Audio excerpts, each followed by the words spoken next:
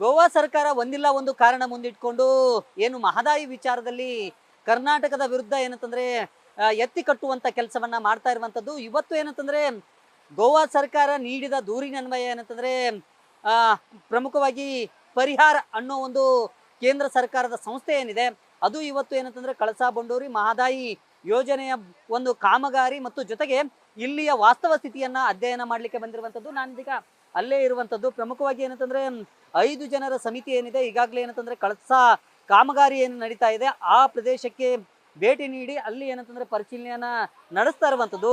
ಗೋವಾ ಸರ್ಕಾರ ನೀಡಿದ ದೂರಿನಲ್ಲಿ ಏನಂತಂದ್ರೆ ಕರ್ನಾಟಕ ಸರ್ಕಾರ ಅಕ್ರಮವಾಗಿ ಯೋಜನೆಗಳನ್ನು ರೂಪಿಸಿದೆ ಅನ್ನೋ ಒಂದು ಗಂಭೀರ ಆರೋಪವನ್ನ ಮಾಡಿದೆ.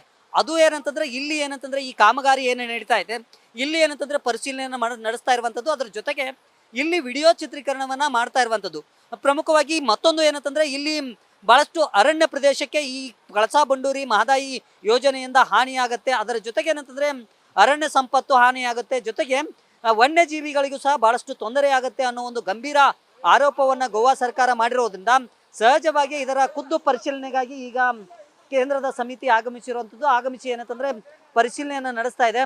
ಒಟ್ಟಾರೆ ಏನಂತಂದ್ರೆ ಗೋವಾ ಸರ್ಕಾರ ದಿನಕ್ಕೊಂದು ಖ್ಯಾತೆಯನ್ನ ತೆಗೆಯುವ ಮೂಲಕ ಏನಂತಂದ್ರೆ ಕರ್ನಾಟಕದ ಮಹತ್ವಾಕಾಂಕ್ಷಿ ಯೋಜನೆ ಏನಿದೆ ಮಹದಾಯಿ ಯೋಜನೆ ಅದಕ್ಕೆ ಕಲ್ಲು ಹಾಕುವಂತ ಕೆಲಸವನ್ನ ಮಾಡ್ತಾ ಇರುವಂತದ್ದು. ಇದು ಏನು ಯಾವ ರೀತಿ ವರದಿ ಕೊಡುತ್ತೆ ಅಂತ ಹೇಳಿ ಕಾದು ನೋಡ್ಬೇಕಾಗಿದೆ. ಆದ್ರೆ ಗೋವಾ ಸರ್ಕಾರದ ಖ್ಯಾತೆಯನ್ನ ಏನು ತೆಗಿತಾ ಇದೆ ದೂರನ್ನ ನೀಡಿದೆ ಆ ಹಿನ್ನೆಲೆಯಲ್ಲಿ ಪರಿಶೀಲನೆಗೆ ಈಗ ಪರಿಹಾರ ಸಂಸ್ಥೆ ಬಂದಿರುವಂತದ್ದು. ಕ್ಯಾಮರಾಮನ್ ರೋಹಿತ್ ಜೊತೆ ಶ್ರೀಕಾಂತ್ ಕುಕ್ಕಡಿ, ನ್ಯೂಸ್ ಫಸ್ಟ್, ಖಾನಾಪುರ.